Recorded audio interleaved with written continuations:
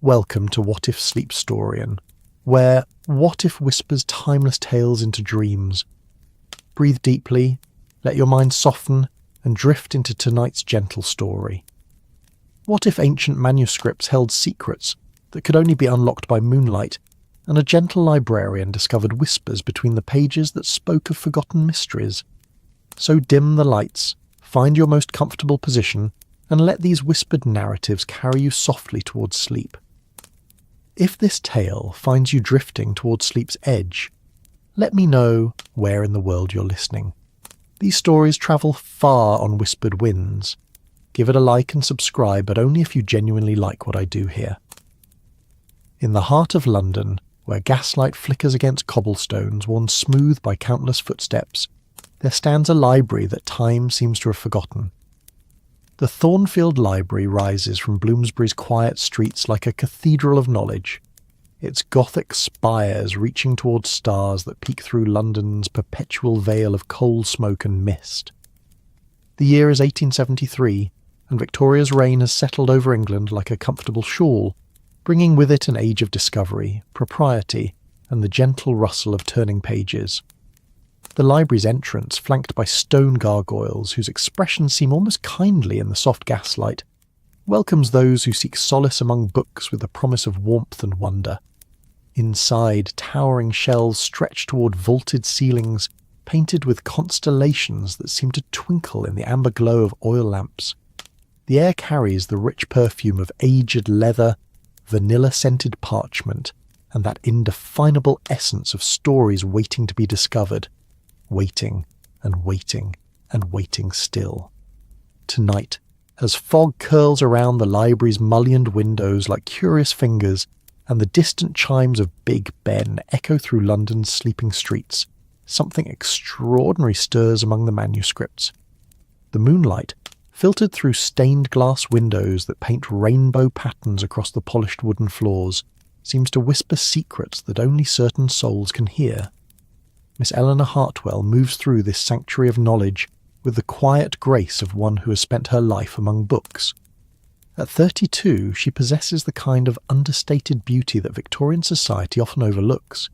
Intelligent grey eyes behind wire-rimmed spectacles, auburn hair pinned in a practical yet elegant chignon, and hands that handle ancient texts with the reverence of a priest blessing communion wine. She has served as the library's head manuscript curator for nearly a decade, a position that in 1873 represents both unusual achievement for a woman and a delightful eccentricity that London's intellectual circles have come to appreciate. Eleanor's domain lies in the library's most mysterious corner, where a spiral staircase winds upward to the manuscript room.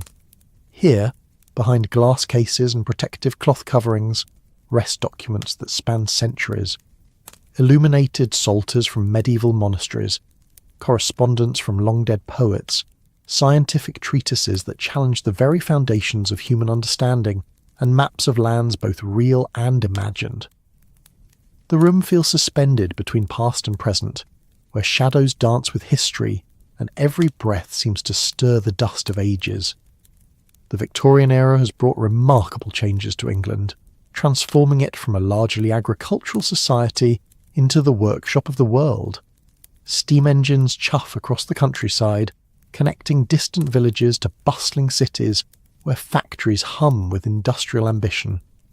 The Great Exhibition of 1851 showed the world Britain's mechanical marvels, housed in the Crystal Palace, that magnificent greenhouse of iron and glass that still gleams in Hyde Park like a jewel dropped by giants.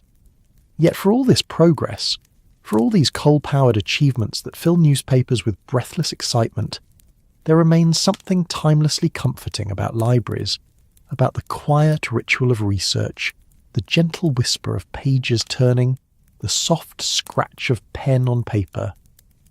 Eleanor understands this balance between old and new better than most.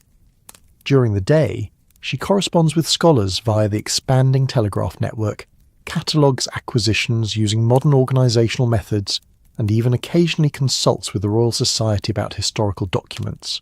But in the evening hours, when the library settles into peaceful silence and moonlight transforms familiar spaces into something magical, She allows herself to simply listen, to hear what the manuscripts might whisper when they think no one is paying attention.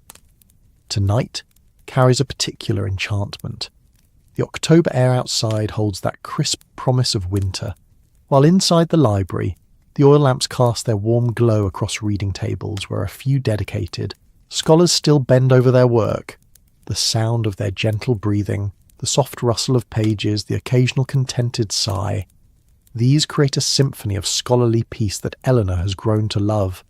She moves between the shelves like a ship navigating familiar waters, straightening volumes, checking the moisture levels that protect delicate bindings, ensuring that each precious manuscript rests in conditions that will preserve it for future generations. The manuscript room tonight seems particularly alive with possibility. Perhaps it's the way the moonlight streams through the tall windows, casting everything in silver and shadow. Perhaps it's the October wind that whispers around the building's corners, carrying with it the scent of autumn leaves and distant hearth fires. Or perhaps it's simply that Eleanor has reached that perfect state of peaceful alertness that sometimes comes in the quiet hours, when the mind becomes receptive to mysteries that daylight logic might dismiss. She approaches her current project, a collection of documents recently acquired from the estate of the late Lord Pemberton, a Victorian gentleman whose interests range from astronomy to ancient languages, from botanical illustration to what his contemporaries politely termed antiquarian curiosities. The collection includes correspondence with noted scholars, detailed observations of celestial phenomena, pressed flowers from his extensive travels, and several manuscripts written in languages that have challenged even Eleanor's considerable linguistic abilities. One document in particular has captured her attention over the past few weeks. Bound in dark blue leather that feels soft as velvet beneath her fingertips, it contains pages of text written in what appears to be a cipher, symbols that dance across the parchment like musical notes, occasionally interspersed with familiar Latin phrases and sketches of astronomical symbols. The binding itself tells a story of careful preservation. The leather shows the kind of gentle wear that suggests it was often handled, yet never carelessly. Someone treasured this book, spent countless hours studying its mysteries, perhaps even adding their own observations to its pages. Eleanor settles at her favourite reading table, positioning the manuscript so that both lamplight and moonlight illuminate its pages. She's developed a theory about this particular text, that it might be connected to the correspondence she found tucked between other documents, letters between Lord Pemberton and a mysterious correspondent identified only as M.S. The letters discuss astronomical observations, mention convergences of light and shadow, and reference what they call the library's deeper mysteries. As she opens the manuscript, a loose page flutters to the table, a sheet of parchment covered in Lord Pemberton's familiar handwriting. The ink has faded to a warm brown, and the words seem to shimmer slightly in the combined glow of lamp and moon. Eleanor adjusts her spectacles and begins to read. October 15th, 1861. The manuscript responds most remarkably to moonlight, particularly during the autumn months when the veil between seasons grows thin. Tonight, the symbols seemed almost to rearrange themselves upon the page, revealing meanings that daylight reading had concealed. MS was correct. There are indeed secrets hidden within Thornfield's walls that extend far beyond our conventional understanding of its collection. The alignment she predicted has begun, and I find myself questioning whether we are merely observers of these mysteries, or somehow integral to their unfolding. Eleanor reads the passage twice, then a third time, feeling her pulse quicken with the thrill of discovery. Here is confirmation that the manuscript she's been studying held secrets that previous scholars had attempted to unlock. But what alignment? What mysteries? And who was this MS whose predictions seemed to guide Lord Pemberton's research? She turns her attention back to the cipher text, and in the combined glow of artificial and natural light, something extraordinary begins to happen. The symbols on the page, do they seem slightly different than they did this afternoon? Eleanor blinks, adjusts her spectacles again, and looks more carefully. Yes, there is definitely something. The marks appear deeper, more defined. as if the moonlight is somehow enhancing the ink itself. The Victorian mind, trained in scientific observation and rational analysis, wars briefly with the part of Eleanor that has always been drawn to mystery and wonder. But tonight, in this place where centuries of human knowledge rest in peaceful slumber, she allows curiosity to overrule skepticism. She fetches a magnifying glass from her desk drawer and examines the page more closely. Under magnification, the transformation becomes undeniable. The symbols are not merely appearing darker, they're actually changing, revealing additional marks and flourishes that were invisible in ordinary light. It's as if the manuscript contains two texts, one visible during the day, another that emerges only when moonlight touches the page. The discovery sends a delicious shiver of excitement through Eleanor's scholarly soul. She quickly retrieves a notebook and begins to transcribe what she sees, working methodically from left to right, top to bottom. The symbols form patterns that suggest linguistic structure. Repeated elements that might represent common words, longer sequences that could be sentences or phrases. As she works, the soft sounds of the library seem to fade. The distant ticking of the grandfather clock, the whisper of wind against windows, even her own breathing becomes a gentle background rhythm that somehow enhances her concentration. Hours pass unnoticed as Eleanor loses herself in the work of decipherment. The Victorian era has produced remarkable advances in the study of ancient languages. Archaeologists are uncovering cuneiform tablets from Mesopotamia, hieroglyphic texts from Egyptian tombs, and scholars like herself are developing new methodologies for approaching unknown scripts. But this manuscript presents unique challenges. The symbols combine familiar elements, astronomical signs that any educated Victorian would recognise, with others that seem to belong to no known system of writing. As the night deepens and her transcription grows longer, Eleanor begins to notice patterns that suggest meaning. Certain symbol combinations appear repeatedly, always in similar contexts. Others seem to serve as markers or dividers, creating what might be paragraphs or sections. And throughout the text, those familiar Latin phrases provide tantalizing clues. Luna Revelate appears several times, which Eleanor translates as the moon reveals. Bibliotheca Custodit might mean the library guards, or the library protects. The work is painstaking but deeply satisfying, requiring the kind of focused attention that Victorian scholars particularly prized. Each small breakthrough, recognizing a repeated symbol, identifying a possible grammatical pattern, connecting a cipher mark to its Latin equivalent, brings the quiet joy that comes from pushing back the boundaries of the unknown. Eleanor finds herself humming softly as she works, a gentle melody that seems to harmonise with the library's nighttime symphony. Around 2 o'clock in the morning, when London sleeps deeply beneath its blanket of fog, and only the most dedicated scholars and the occasional constable remain awake, Eleanor makes a discovery that stops her humming abruptly.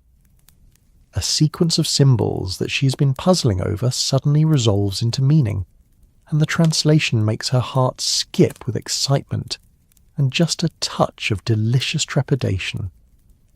When October's moon reaches its fullest brightness and shadows dance longest upon library floors, seek the rose window where coloured light meets the constellation of Perseus.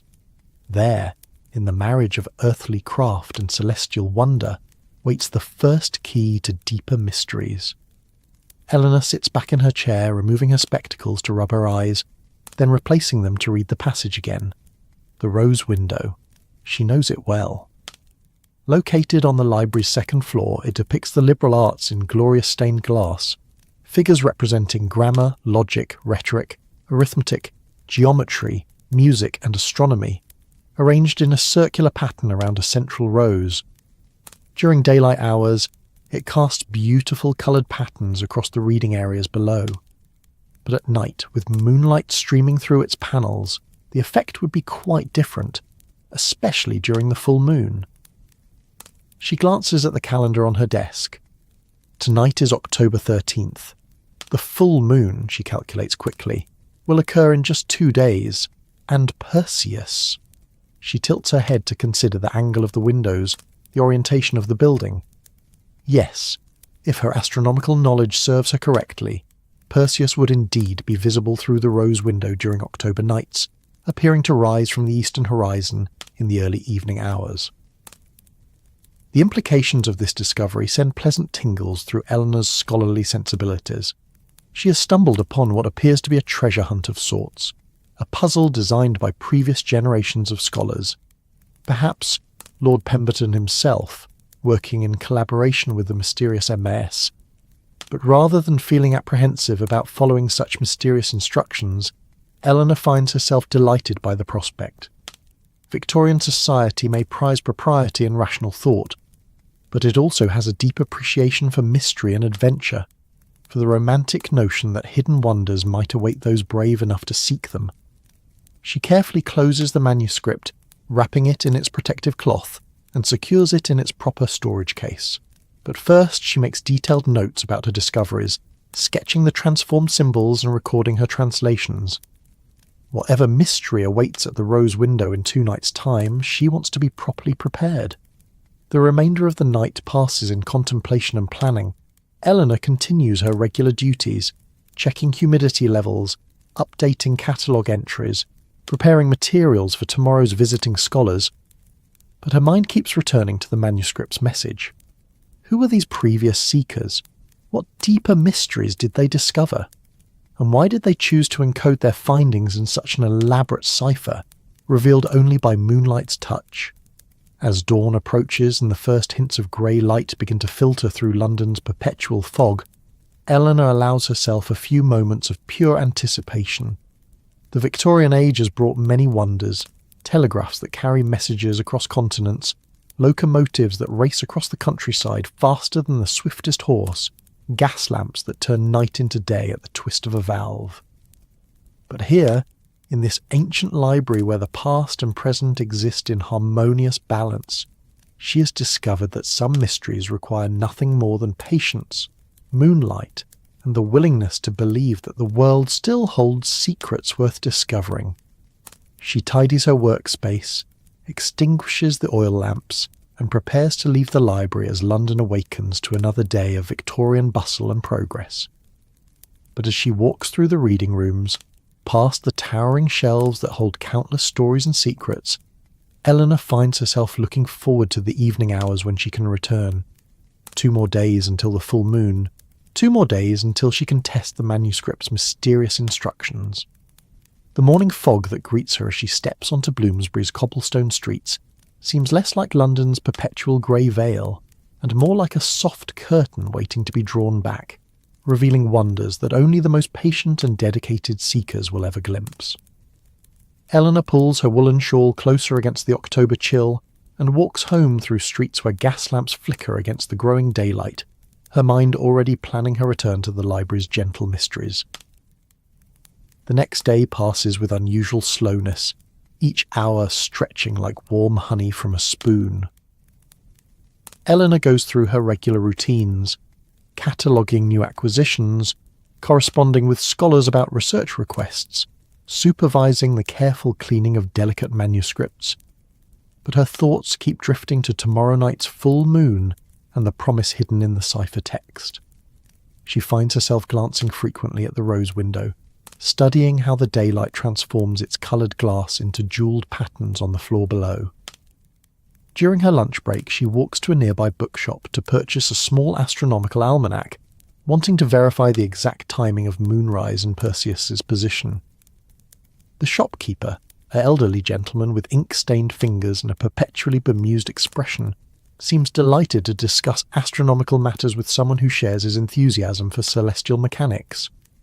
"Ah yes, Perseus," he says, adjusting his spectacles to peer at star charts. The Hero constellation, rising in the east during autumn evenings. Quite dramatic, really. The way it seems to emerge from the horizon like a figure stepping out of shadow into light. If you're planning to observe it, tomorrow night should be perfect. Clear skies predicted, and the moon will be brilliant enough to provide excellent illumination without overwhelming the stars. Eleanor thanks him and returns to the library with her almanac, spending the afternoon's quiet hours studying Perseus's mythology and astronomical properties. The constellation represents the Greek hero who rescued Andromeda from a sea monster, who slew the Gorgon Medusa, who turned Atlas to stone with the monster's severed head. Stories of transformation, of hidden power revealed at crucial moments, of heroes who succeeded through wisdom as much as courage. The parallels to her current situation, deciphering hidden messages, preparing to unlock secrets that previous scholars have concealed, seem almost too perfect to be coincidental. That evening, as she prepares to leave the library, Eleanor takes one more careful look at the rose window. Tomorrow night, when Perseus rises and the full moon illuminates its coloured panels, she will discover whether her translation was correct, whether the manuscript's promise of deeper mysteries will prove to be more than elaborate fantasy. The anticipation thrums through her like the gentle vibration of a harp string touched by an unseen hand. The night of the full moon arrives, with a kind of crystalline clarity that sometimes graces London, despite its reputation for perpetual fog. Eleanor returns to the library after dinner, her heart beating with excitement that she struggles to contain behind her usual professional demeanour. The evening staff nods their familiar greetings as she passes, accustomed to her habit of working late among the manuscripts. None of them guess that tonight she carries purposes beyond simple scholarly research. She makes her way to the second floor, where the rose window faces eastward toward the rising moon. The library at night takes on a different character than its daytime personality. Shadows stretch longer between the shelves. Lamplight creates pools of warm yellow glow surrounded by mysterious darkness, and every sound, the soft whisper of pages, the distant ticking of clocks, the gentle settling of old wood, seems magnified and somehow more significant. Eleanor positions herself near the rose window, just as Perseus begins to rise above London's rooftops. The constellation appears exactly as her almanac predicted, its stars forming the outline of a figure that seems to step forth from the darkness beyond the city's glowing horizon. And then, as the full moon clears the neighbouring buildings and its light streams through the stained glass panels, the rose window transforms into something magical. Coloured light dances across the floor in patterns that shift and change as clouds drift across the moon's face. The figures depicted in glass, grammar with her tablets, logic with her scales, rhetoric with her gestures of persuasion, arithmetic counting on her fingers, geometry with her compass and square, music with her celestial harmony, and astronomy reaching toward the stars, seem almost to move in the flickering interplay of moonlight and shadow. Eleanor watches, hardly daring to breathe, as the light patterns shift across the floor.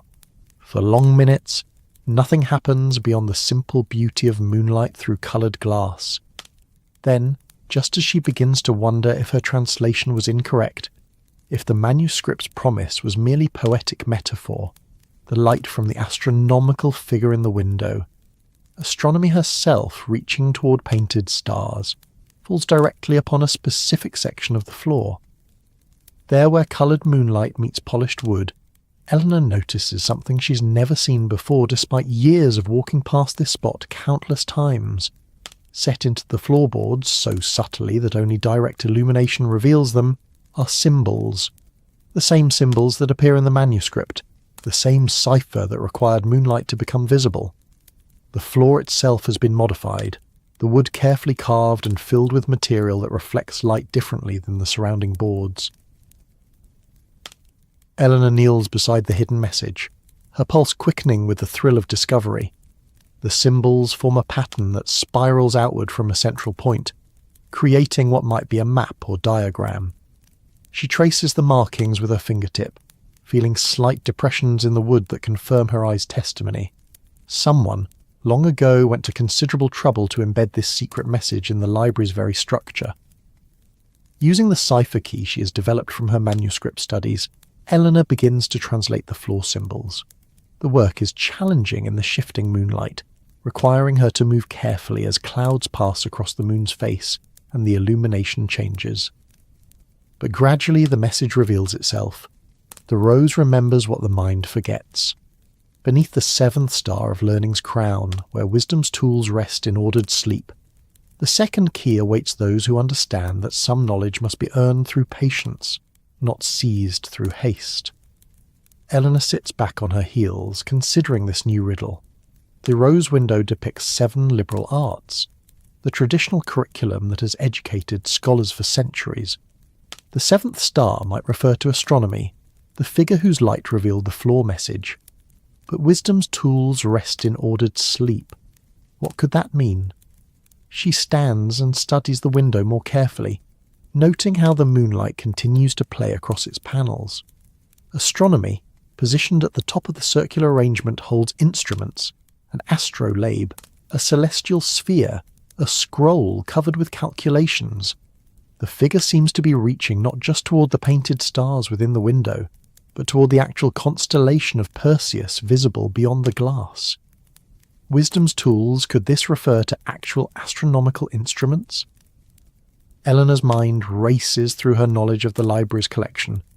In the basement storage areas, she recalls seeing cases of scientific instruments, telescopes, astrolabes, armillary spheres, and other devices used by scholars of previous generations. These would indeed be resting in ordered sleep, carefully preserved but no longer in active use. The translation mentioned beneath the 7th star, which might be literal rather than metaphorical. If she interprets this correctly, the next clue lies directly below the astronomy figure, in the basement storage areas where old instruments wait in darkness for someone to remember their purpose. Eleanor glances at the grandfather clock in the corner. Past midnight now, the library settled into its deepest quiet. The night guards make their rounds on a predictable schedule, checking each floor every 2 hours. She has perhaps 90 minutes before the next patrol reaches this area. Enough time, she hopes, to explore the basement storage and see whether her interpretation proves correct. She makes her way carefully through the darkened library, carrying a small hand lamp to light her path. The basement stairs creak softly under her feet, a sound that seems amplified in the nighttime silence. Below, the storage areas stretch in a maze of corridors lined with cases, cabinets, and carefully labelled shelves. The air smells of old leather, wood preservative, and that indefinable mustiness that accompanies items kept in careful storage for decades. Eleanor has visited these storage areas many times during her years at the library, but always with specific purposes: retrieving requested documents, checking on preservation conditions, updating inventory records. Tonight, she sees the space through different eyes, looking for connections between the rose window's message and the treasures that rest here in ordered darkness. The scientific instrument collection occupies a series of cases near the eastern wall. Appropriate positioning, Eleanor realises, since this places them directly beneath the rose window 2 floors above. The cases contain remarkable specimens of human ingenuity, astrolabes of breathtaking complexity, telescopes that once revealed Jupiter's moons to wandering eyes, armillary spheres that model the motion of celestial bodies, and dozens of smaller instruments whose purposes speak to humanity's persistent desire to measure, understand, and predict the cosmos. Eleanor moves systematically through the collection, examining each case by lamplight. Most contain multiple instruments arranged for optimal preservation and display, but one case, positioned at the very centre of the collection, holds a single item, an astrolabe of unusual design and extraordinary beauty. The brass gleams gold in her lamp's glow, and the engraved markings show a level of craftsmanship that suggests it was created by a master artisan for someone of considerable importance. As she peers more closely at the astrolabe, Eleanor notices something that makes her breath catch. Around the instrument's outer edge, instead of the usual astronomical markings, someone has engraved the same cipher symbols that appear in the manuscript and on the library floor. The astrolabe is not merely a scientific instrument. It is another piece of the puzzle, another step in the mystery that previous scholars have carefully constructed. The case is locked, but Eleanor remembers seeing the keys in the chief librarian's office. As head of manuscript curation, she has access to most areas of the library, including storage areas where valuable items require additional security. The walk back through the darkened corridors gives her time to consider the implications of what she's discovering. Someone, or more likely several someones working across multiple generations, has embedded an elaborate treasure hunt within the library itself. They have modified floors, commissioned specialised instruments, created cipher manuscripts, and carefully coordinated their efforts to ensure that only dedicated scholars with both linguistic skills and astronomical knowledge could follow the trail. The complexity and scope of the project suggest considerable resources and planning. This is not the work of a single eccentric nobleman, but rather a carefully organised group of individuals united by some common purpose. Eleanor retrieves the keys and returns to the basement, her mind churning with questions and possibilities. Who were these mysterious scholars? What knowledge were they trying to preserve or protect? And why choose such an elaborate method of concealment rather than simply writing down their discoveries in conventional form? The astrolabe case opens with a soft click, and Eleanor carefully lifts the instrument from its velvet-lined resting place. It is heavier than she expected, suggesting solid construction rather than merely decorative appearance.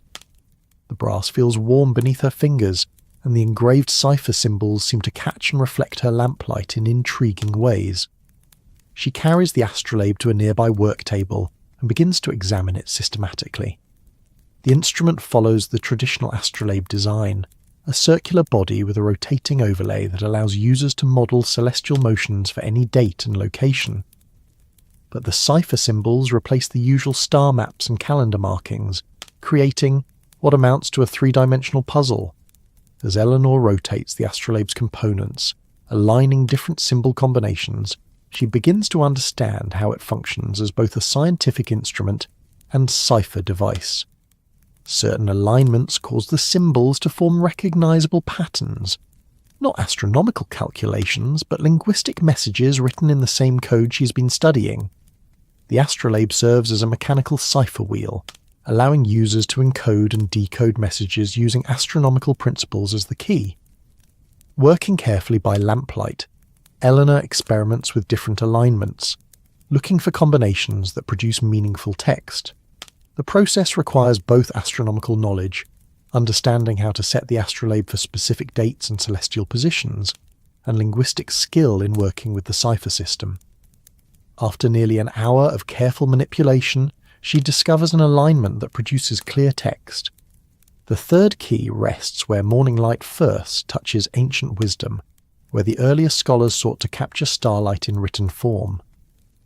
When the sun and moon share the sky at autumn's peak, and Perseus stands guard over London's dreams, look to the place where illuminated letters hold their secret counsel.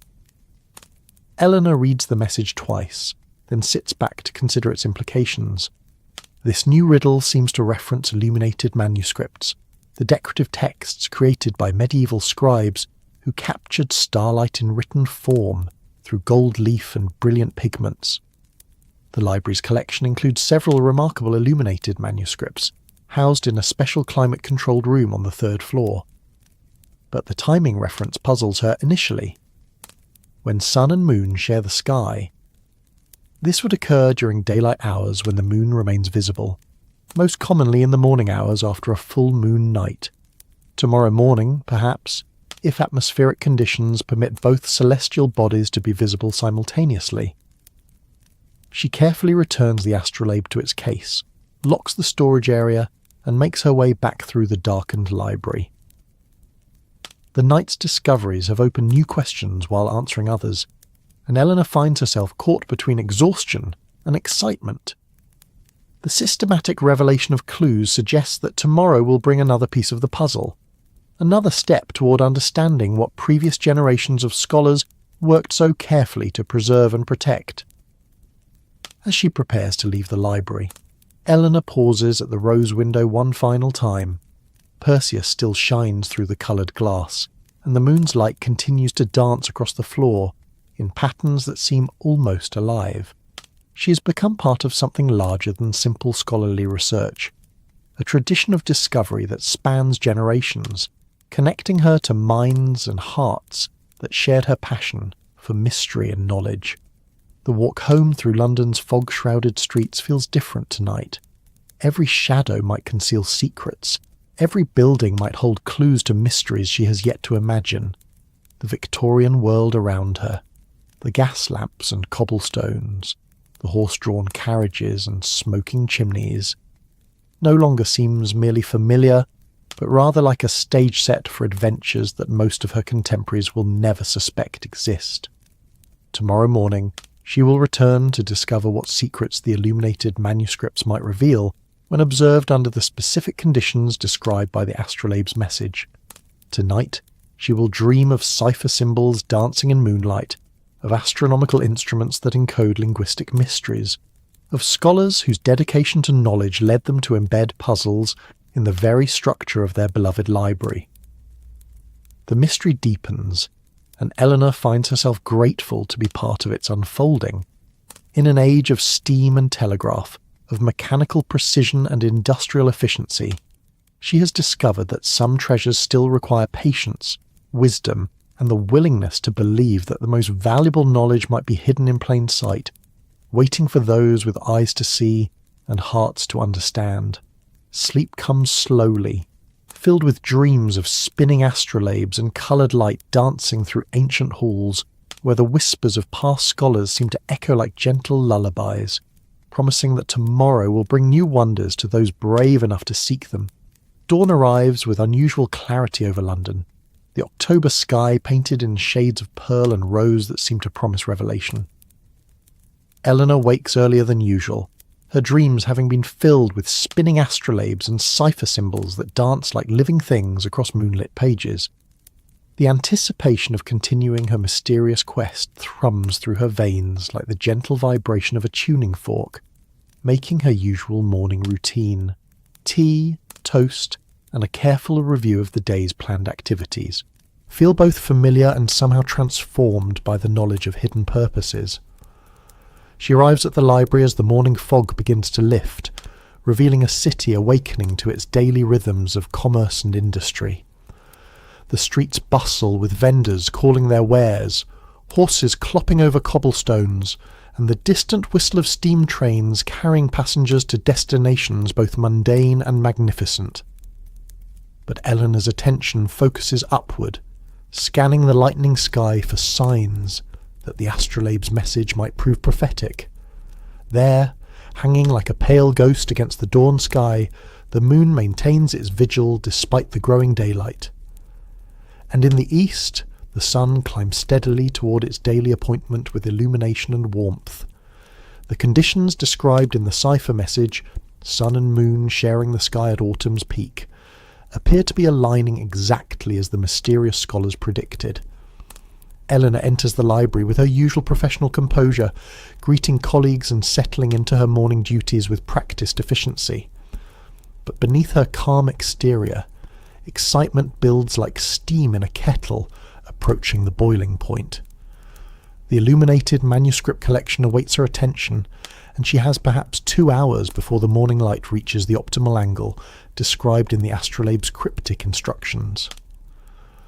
The illuminated manuscript room occupies a special place within the library's architectural hierarchy. Positioned on the 3rd floor where natural light streams through carefully designed windows, while protective measures shield the precious documents from damaging effects of direct sunlight, the room houses treasures that represent centuries of human artistic and spiritual achievement: books of hours decorated with gold leaf and brilliant pigments, psalters illustrated with fantastic beasts and flowering vines, chronicles that record the deeds of kings and saints in letters that seem to glow with inner fire. Eleanor has spent countless hours in this room throughout her career, studying the techniques of medieval scribes, cataloguing the symbolic content of decorative borders, corresponding with scholars who share her appreciation for these remarkable artifacts. But today, as she unlocks the room and steps into its climate-controlled atmosphere, she sees the collection through new eyes, searching for connections to the mystery that has captured her imagination and transformed her understanding of the library's hidden depths. The morning light filtered through windows designed to provide optimal illumination while protecting delicate pigments fills the room with a soft golden glow that seems to make the manuscripts themselves luminous. Eleanor moves systematically through the collection, examining each display case for signs that previous scholars might have embedded additional clues among these treasures of medieval artistry. She pauses before a particularly magnificent psalter, created in the 14th century for a wealthy patron whose identity has been lost to time.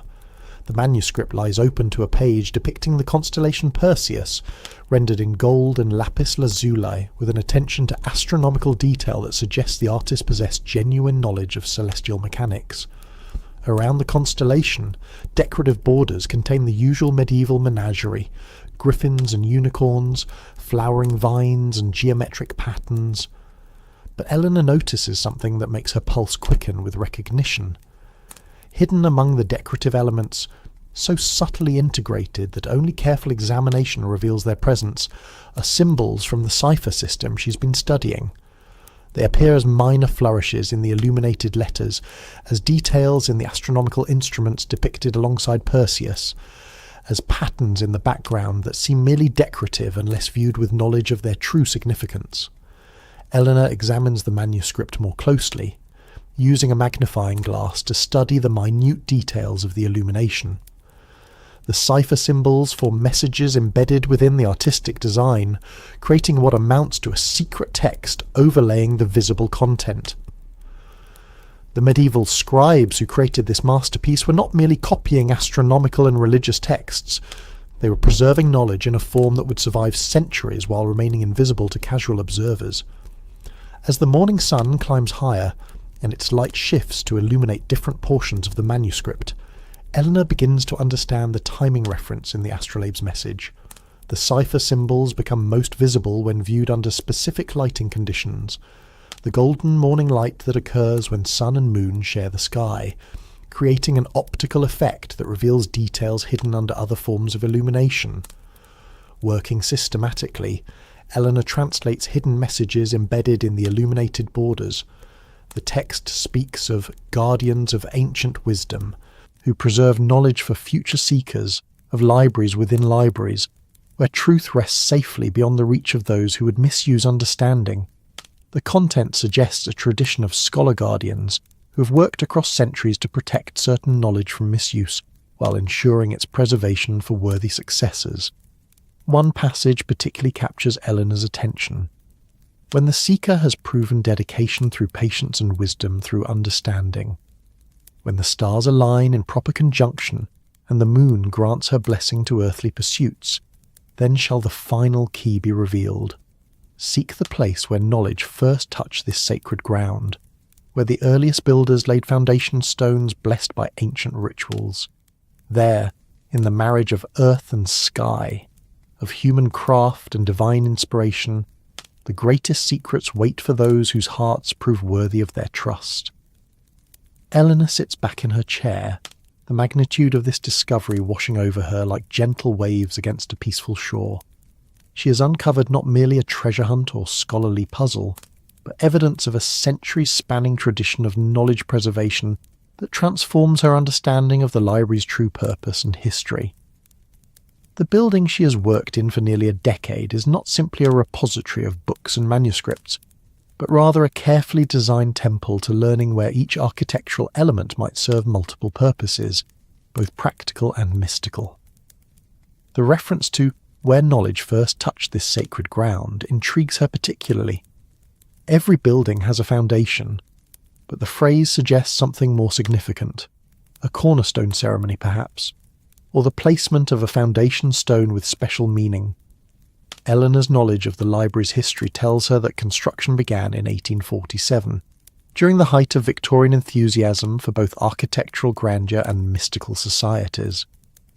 The builders might indeed have incorporated symbolic elements that serve purposes beyond mere structural necessity. She carefully photographs the illuminated manuscript pages with her new portable camera, a marvel of modern technology that allows scholars to preserve detailed records without risking damage to precious documents. The cipher symbols embedded in the medieval artwork represent a remarkable fusion of artistic beauty and hidden meaning, demonstrating the sophisticated methods these scholar guardians employed to preserve their secrets across centuries. As the morning progresses and the lighting conditions change, Eleanor continues her examination of other illuminated manuscripts in the collection. Each reveals additional cipher elements, creating what amounts to a distributed message spread across multiple documents and historical periods. The scope and complexity of the system amazes her. Generations of scholars, scribes, and artisans working in coordinated secrecy to embed knowledge within the library's very foundations. The translation work proves challenging, but deeply rewarding. Each decoded passage adds pieces to a larger picture of a scholarly society dedicated to preserving knowledge that they believed too dangerous or too sacred to be widely known. They speak of stellar influences on human consciousness, of mathematical relationships that govern both celestial motions and human destiny, of ancient wisdom traditions that predate recorded history but continue to influence human development. The content sounds fantastical to Eleanor's Victorian sensibilities, trained as they are in scientific rationalism and empirical observation. Yet the sophistication of the preservation methods, the astronomical accuracy of the timing mechanisms, and the linguistic complexity of the cipher systems suggest that whatever knowledge these scholars sought to protect, they approach their task with rigorous intellectual discipline rather than mere superstitious fancy. Around noon, as autumn sunlight streams through the manuscript room's carefully designed windows, Eleanor makes a discovery that shifts her understanding of the entire mystery. Hidden within the decorative border of a 15th century astronomical treatise, she finds a detailed architectural diagram, a cross-section view of the Thornfield Library that shows not only the familiar floors and rooms she knows, but also additional spaces that do not appear on any official building plans. The diagram reveals a complex system of hidden passages, concealed chambers, and underground rooms that transform the library from a simple repository into an elaborate three-dimensional puzzle. Most intriguingly, the diagram shows a circular chamber directly beneath the building's centre, positioned at the exact foundation point mentioned in the illuminated text. The chamber appears to be accessible through a series of passages that begin in various parts of the building, converging like spokes of a wheel toward this central hub. Eleanor studies the architectural diagram with growing excitement and wonder. If accurate, it suggests that the library's true secrets lie not in books or manuscripts, but in physical spaces designed for purposes that the building's official records never mention. The Victorian era has produced remarkable advances in construction techniques, allowing builders to create complex internal structures while maintaining elegant external appearances. A building constructed by individuals with both architectural expertise and mystical purposes might indeed contain hidden spaces that serve ceremonial or protective functions. The diagram includes notations in the same cipher system, providing what appear to be access instructions and descriptions of the hidden area's purposes. Eleanor begins translating these architectural notes, working carefully to ensure accuracy in what might prove to be crucial navigation information. The central chamber serves as the heart of the sacred library, where knowledge distilled from centuries of seeking finds its final preservation. Access requires the proper alignment of earthly position and celestial influence, the convergence of intellectual preparation and spiritual readiness. The seeker must approach from the foundation point where the first stone was blessed, following the spiral path that mirrors the motion of stars around their celestial pole. The instructions continue with specific directional information, describing a route that begins in the library's basement and follows a path marked by astronomical symbols carved into the building's structural elements. The route appears to spiral gradually downward, creating a three-dimensional mandala that guides seekers through a process of symbolic descent toward the chamber where the greatest mysteries await revelation. Eleanor realizes that her morning's work in the illuminated manuscripts has provided not just clues, but actual instructions for the final stage of her mysterious quest. The scholar guardians who created this elaborate system have anticipated her progress, providing detailed guidance for those who prove capable of following their trail to its ultimate destination. She spends the remainder of the afternoon in careful preparation, studying the architectural diagram until she can visualize the hidden passages with perfect clarity. reviewing her translations to ensure complete understanding of the access requirements and gathering the materials she will need for exploration of spaces that have remained hidden for decades or perhaps centuries. The Victorian mind appreciates thorough preparation, and Eleanor approaches this adventure with the same methodical care she would bring to any scholarly project.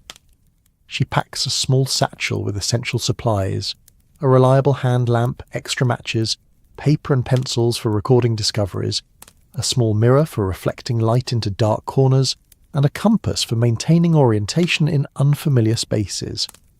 As evening approaches and the library settles into its familiar nighttime rhythm, Eleanor feels the pleasant tension of anticipation mixed with the deeper satisfaction of intellectual achievement. She has successfully decoded a mystery that spans centuries, demonstrated the linguistic and astronomical knowledge necessary to follow clues embedded in multiple media, and proven herself worthy of the trust that previous scholars placed in future seekers. The transition from day to night in the library creates its own gentle magic, as gaslight supplements fading daylight and shadows stretch longer between the towering shelves. The familiar sounds of evening, the soft whisper of pages turning, the distant ticking of clocks, the occasional creak of old wood settling into nighttime configurations, seem tonight to carry additional meaning, as if the building itself anticipates the revelation of secrets it has kept hidden for generations. Eleanor makes her way to the basement, following the route indicated in the architectural diagram. The foundation area of the library extends further than she had previously realized, with storage rooms and mechanical spaces that serve the building's heating and ventilation systems. But according to the diagram, one particular corridor leads to passages that the building's official plans never acknowledged. She locates the starting point described in the illuminated manuscript, a section of basement wall where the foundation stone shows signs of special treatment. Unlike the surrounding masonry, these stones bear carved symbols that match the astronomical markers mentioned in her translations. The symbols appear to be decorative elements to casual observation, but Eleanor recognizes them as navigation markers for those who understand their significance. Following the diagram's instructions, she examines the carved symbols more closely, looking for the specific astronomical alignment that will reveal the entrance to the hidden passages. The symbols represent constellations positioned as they would appear during the autumn months, with Perseus prominently featured among the stellar patterns. Eleanor realizes that the entrance mechanism requires not just knowledge of the symbols' meaning, but understanding of their proper sequence based on astronomical observation. She arranges herself before the wall, visualizing the night sky as it appears above London during October evenings. Perseus rises in the east, followed by other autumn constellations in their predictable progression across the celestial sphere. Using this astronomical knowledge as her guide, Eleanor presses the carved symbols in the sequence that mirrors the star's nightly journey across the sky. At first, nothing happens, and Eleanor wonders if her translation contained errors or if the mechanism has failed after decades of disuse.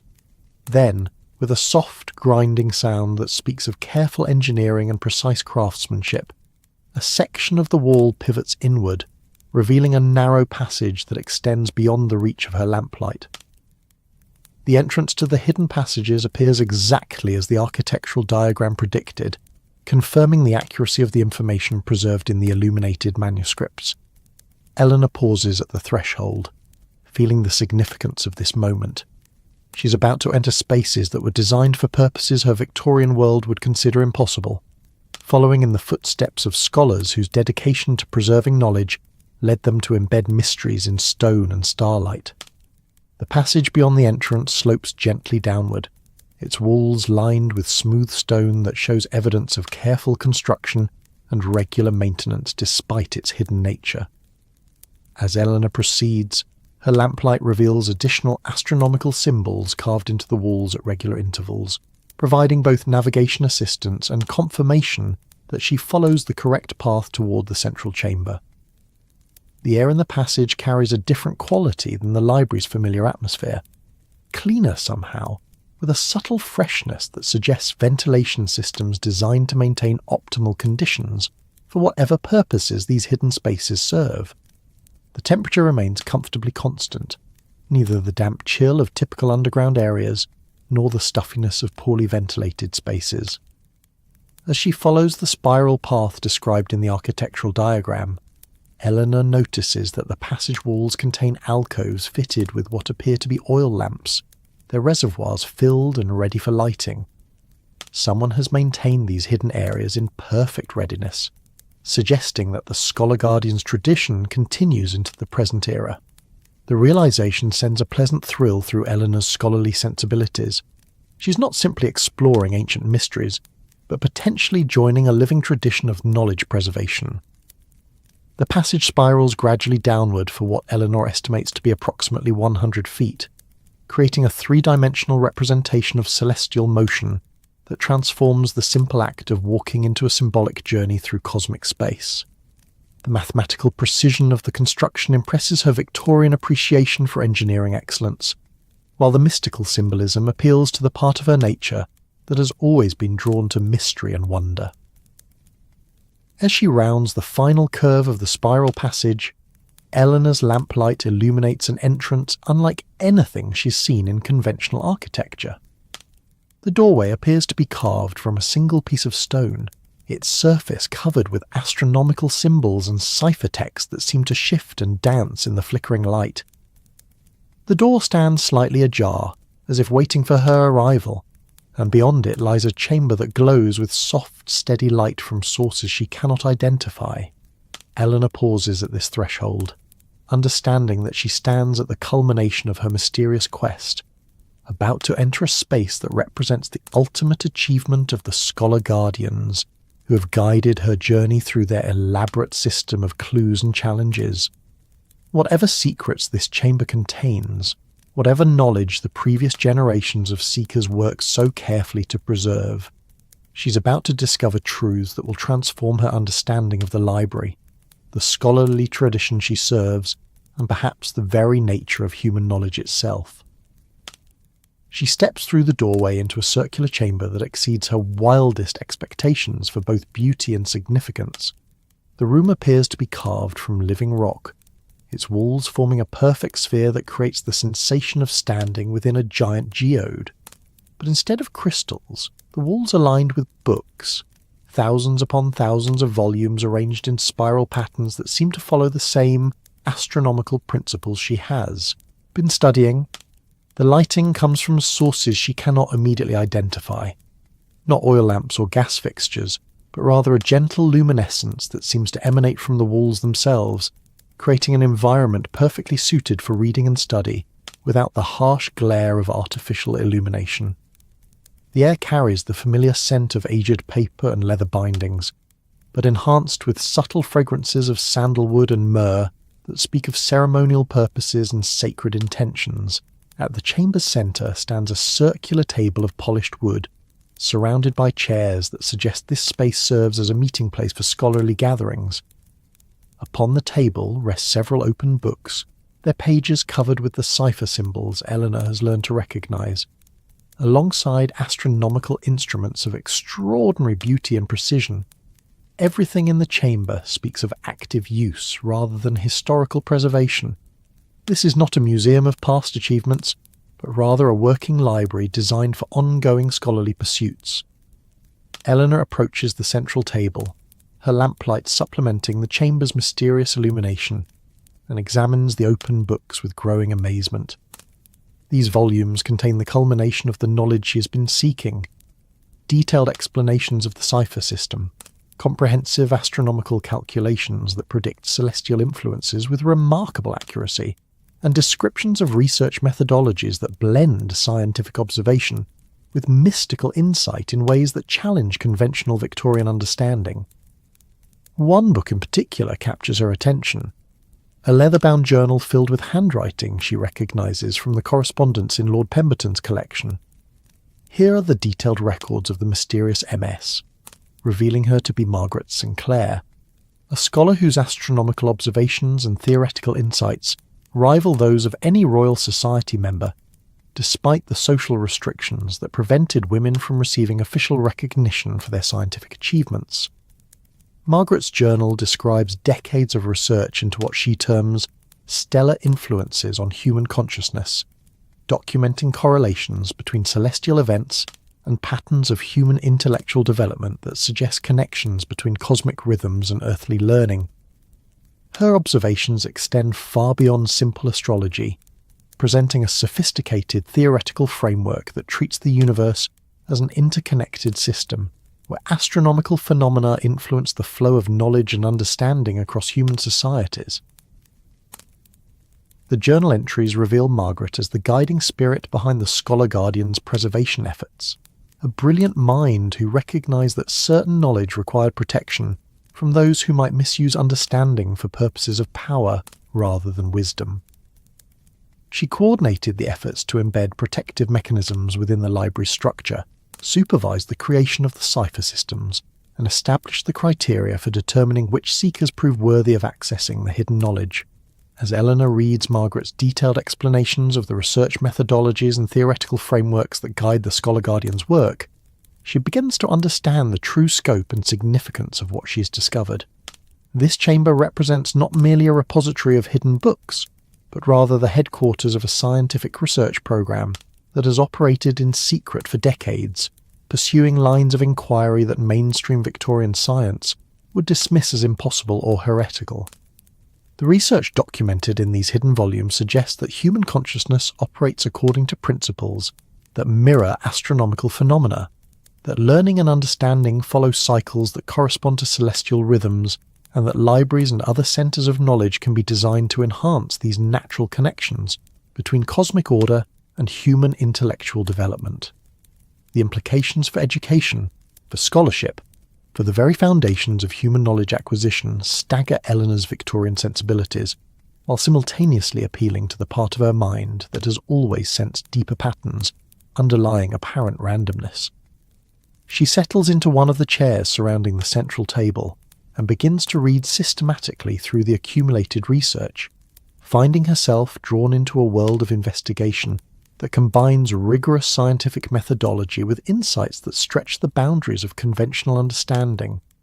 The Scholar Guardians have not been preserving ancient superstitions, but rather conducting cutting-edge research into the fundamental nature of human consciousness and its relationship to cosmic forces. Hours pass unnoticed as Eleanor immerses herself in studies that reveal the library's true purpose, not simply to store and preserve existing knowledge, but to serve as a research facility, designed to enhance human understanding through optimal alignment with natural rhythms and celestial influences. The building's architecture, the positioning of reading rooms and study areas, even the selection and arrangement of the book collection, have been carefully calculated to create an environment that supports enhanced learning and intellectual development. As she reads, Eleanor begins to understand her own role in the continuing tradition of Scholar Guardians. Her linguistic abilities, her astronomical knowledge, her patient dedication to scholarly pursuits, and her intuitive attraction to mystery and wonder have all contributed to her successful navigation of the tests and challenges that the previous generation designed to identify worthy successors. The final entry in Margaret Sinclair's journal, dated just 3 months before her death in 1872, speaks directly to future seekers who might discover the hidden chamber. To you who have proven worthy through patience and wisdom, through dedication to learning and respect for the sacred nature of knowledge, I entrust the continuation of our work.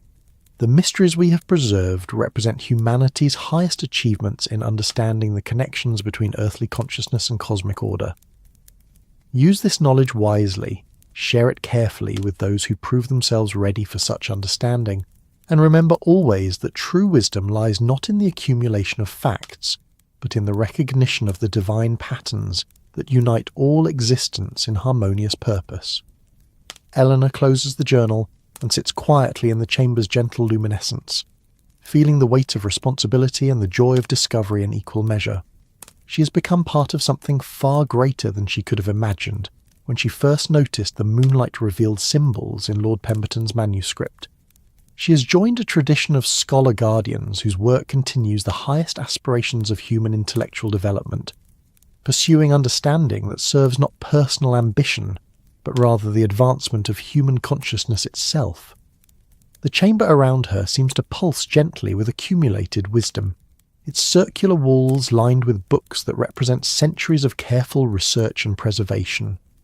Every volume here has been selected and placed according to principles that optimize the sharing of knowledge among those who approach learning with proper reverence and dedication.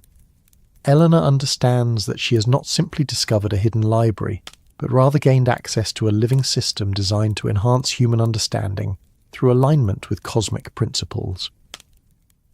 As dawn approaches in the world above, filtering down through ventilation systems that maintain the chamber's perfect atmosphere, Eleanor begins to plan her integration into the Scholar Guardian's ongoing work.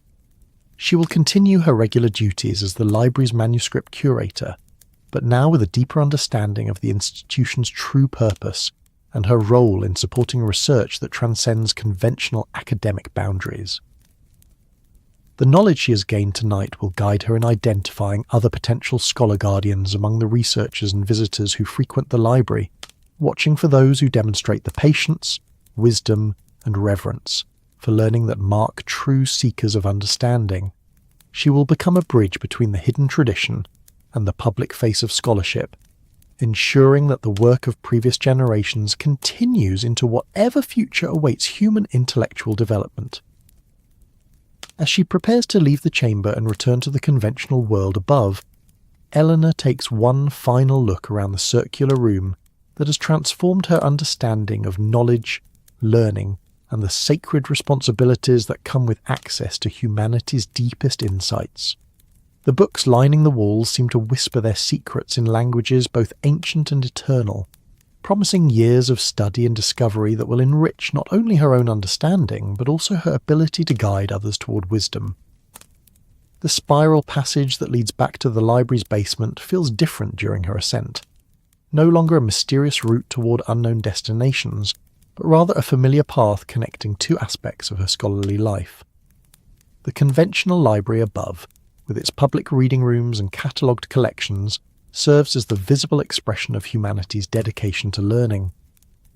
The hidden chamber below represents the deeper purposes that give meaning to such dedication, the recognition that true knowledge serves not merely practical needs, but rather the expansion of human consciousness itself. Eleanor emerges from the hidden passages as London awakens to another day of Victorian progress and prosperity. The familiar sounds of morning, horses clopping over cobblestones, vendors calling their wares, the distant whistle of steam trains, seem now to carry additional layers of meaning, as if the entire city participates in rhythms that connect earthly activities to cosmic purposes. She makes her way through the library's familiar spaces, seeing everything through new eyes that recognize the sacred geometry underlying architectural choices, the astronomical principles that guide the positioning of reading areas, and the subtle influences that make certain locations more conducive to learning and understanding than others. Every detail of the building now speaks to her of purposes that extend far beyond mere functionality, revealing a sophisticated integration of practical and mystical principles that transforms simple book storage into something approaching divine architecture. As she settles into her regular morning routine, Eleanor carries within her heart the secret knowledge that will guide her future service to the Scholar Guardian's continuing mission. She has become keeper of mysteries that connect human learning to cosmic order, guardian of wisdom that recognizes no distinction between scientific observation and spiritual insight, and bridge between the visible world of conventional scholarship and the hidden realm where humanity's highest intellectual achievements find their proper preservation and continuation. The transformation feels both dramatic and perfectly natural, as if she has not discovered entirely new knowledge, but rather awakened to understanding that has always existed within her, waiting for the proper conditions to emerge into conscious awareness. The Scholar Guardian's elaborate system of tests and challenges has served not only to protect their secrets from unworthy seekers, but also to ensure that those who gain access to hidden knowledge do so only when they have developed the wisdom necessary to use such understanding responsibly. Eleanor's journey into the library's deepest mysteries has revealed that some treasures cannot be seized through force or cleverness, but must be earned through patience, dedication, and the kind of reverent approach to learning that recognizes knowledge itself as sacred.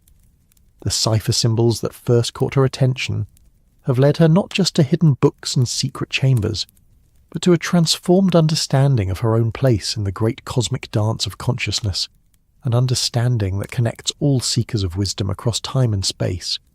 As London settles into its daily rhythms outside the library's windows, an autumn sunlight streams through stained glass to create familiar patterns of coloured light on polished floors. Eleanor begins her new life as a scholar guardian, carrying within her heart the precious secrets that previous generations have preserved for those wise enough to seek and patient enough to understand the deepest mysteries that unite human learning with the eternal patterns of the stars. So ends this gentle tale of mystery and discovery, where moonlight revealed what daylight concealed, where patience proved more valuable than haste, and where the greatest treasures waited not for those who demanded answers, but for those who earned the right to ask the proper questions. In libraries around the world, in chambers both hidden and visible, the work of scholar guardians continues, preserving wisdom for future seekers who will approach knowledge with the reverence it deserves, and the understanding that some secrets reveal themselves only to hearts prepared to receive them with wonder, gratitude, and the deep peace that comes from knowing one's place in the cosmic order that connects all things in harmonious purpose. The whispers of ancient wisdom still echo through those hallowed halls, calling to dreamers and seekers, inviting them to discover that the greatest mysteries often hide in plain sight, waiting for the touch of moonlight, the patience of dedicated hearts, and the gentle courage to follow where wonder leads. And now, dear listeners, as this tale of hidden libraries and secret wisdom draws to its gentle close, I invite you to share in the comments below what stories or topics you would like me to explore next in our journey through the realms of dreams and whispered histories. Perhaps tales of forgotten gardens where time moves differently, or stories of artisans who painted with starlight, or gentle adventures in lands where books write themselves, and knowledge flows like honey from ancient trees. Your suggestions help guide these nighttime wanderings through the landscapes of imagination and wonder. In the weeks that follow her initiation into the Scholar Guardian's mysteries, Eleanor finds herself living a double life that brings both challenges and extraordinary fulfillments. By day, she continues her duties as head manuscript curator, maintaining the library's visible operations with the same meticulous care she's always provided. But her evenings now belong to deeper purposes, as she descends regularly into the hidden chamber to continue her studies of the accumulated wisdom that previous generations have preserved. The circular library beneath the building reveals new treasures with each visit. Eleanor discovers that the seemingly random arrangement of books follows principles she's only beginning to understand. Volumes positioned according to astronomical calculations that optimize their accessibility during specific celestial conditions, creating a dynamic system where different knowledge becomes available as cosmic influences shift throughout the year. Margaret Sinclair's research notes provide guidance for navigating this temporal library, explaining how lunar phases affect the visibility of certain texts, how planetary positions influence the comprehensibility of complex theoretical works, and how the changing seasons alter the chamber's capacity to support different types of scholarly investigation. Eleanor learns to plan her research according to celestial calendars, approaching different subjects when cosmic conditions favour the particular type of understanding each requires. The work proves demanding but deeply rewarding, requiring her to develop new methods of scholarship that integrate astronomical observation with linguistic analysis, mathematical calculation with intuitive insight. She begins to understand why the Scholar Guardians embedded such elaborate protective mechanisms around their knowledge. The concepts contained in the hidden library challenge fundamental assumptions about the nature of reality, consciousness, and the relationship between human understanding and cosmic order. One particular area of research captures Eleanor's sustained attention, a collection of manuscripts dealing with what Margaret termed architectural harmonics, the science of designing buildings that enhance human intellectual capacity through alignment with natural rhythms and celestial influences. The documents describe techniques for calculating optimal proportions, positioning reading areas to take advantage of beneficial stellar influences, and selecting building materials that support the kind of consciousness expansion necessary for advanced scholarly work. Eleanor realizes that the Thornfield Library itself serves as a practical demonstration of these principles, its every architectural detail calculated to create an environment that supports enhanced learning and intellectual development. The positioning of windows to capture specific qualities of light at different times of day, the proportions of reading rooms that create acoustic conditions favourable to concentration, even the selection of wood and stone that contribute subtle influences to the building's overall atmosphere, all represent applications of knowledge that mainstream Victorian science would dismiss as impossible. As she studies these architectural principles, Eleanor begins to notice their effects in her own scholarly work. Research conducted in certain areas of the library proceeds more smoothly than similar work performed elsewhere. Some reading positions seem to enhance her ability to concentrate on complex problems, while others prove better suited to creative thinking or intuitive leaps of understanding. The building itself becomes her teacher, demonstrating through direct experience the practical applications of theories that exist nowhere in conventional academic literature.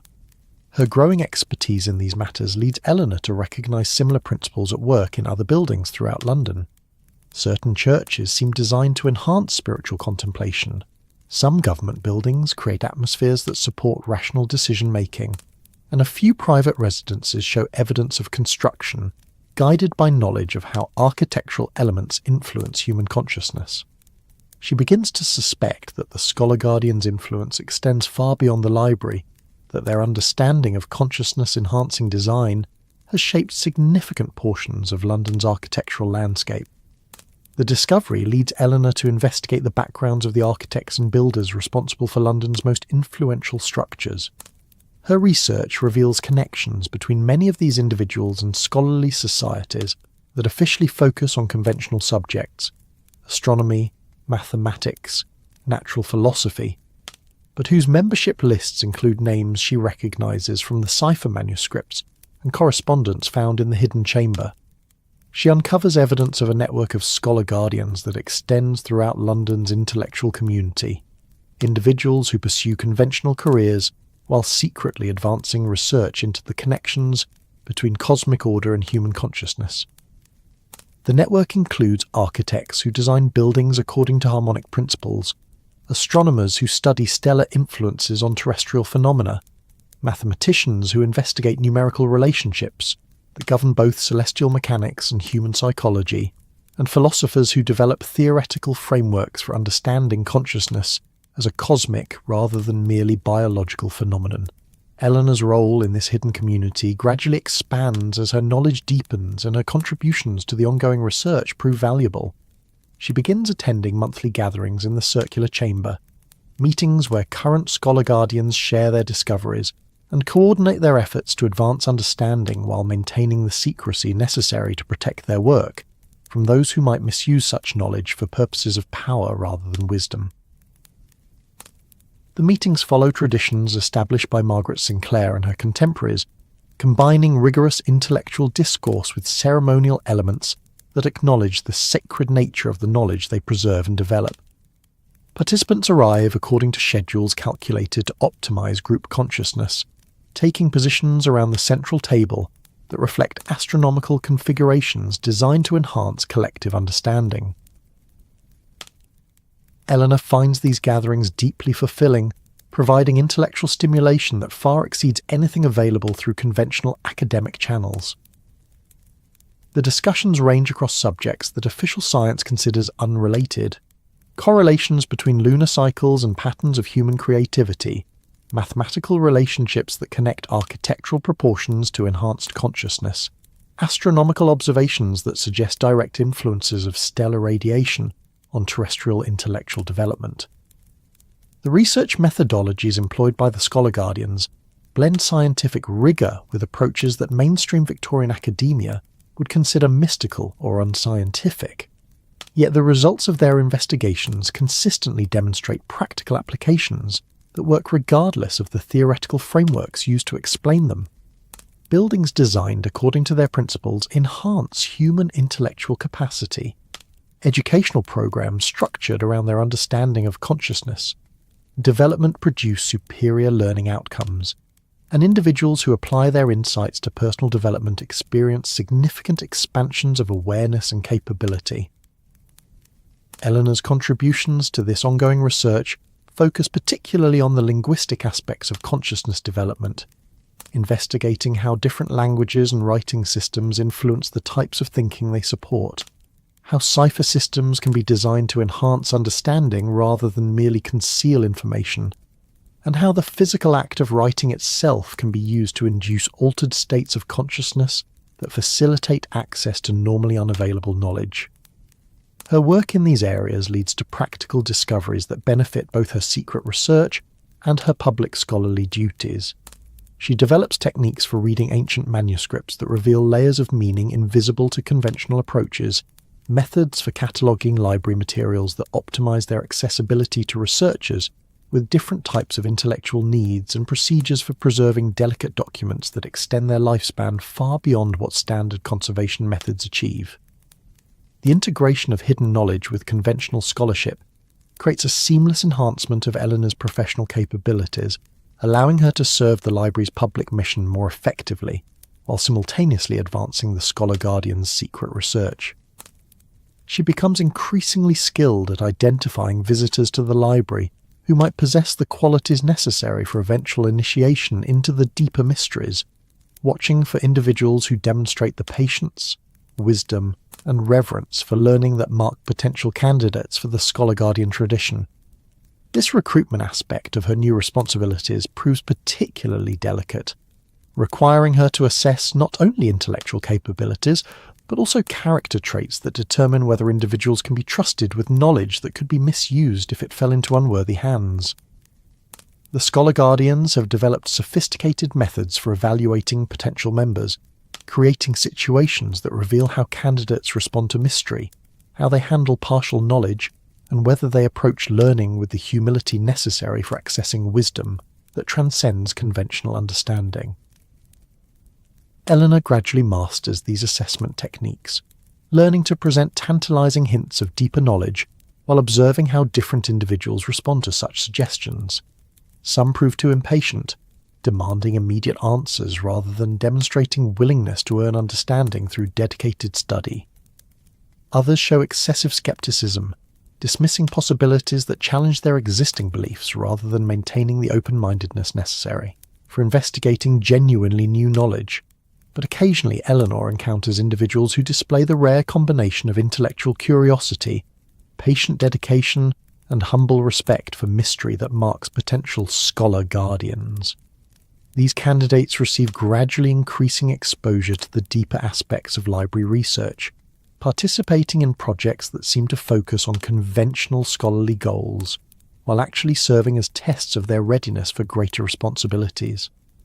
One such candidate emerges during Eleanor's second year as a Scholar Guardian, Dr. James Whitmore, a young astronomer whose official research focuses on stellar spectroscopy, but whose personal interests extend to questions about the relationship between cosmic phenomena and terrestrial consciousness.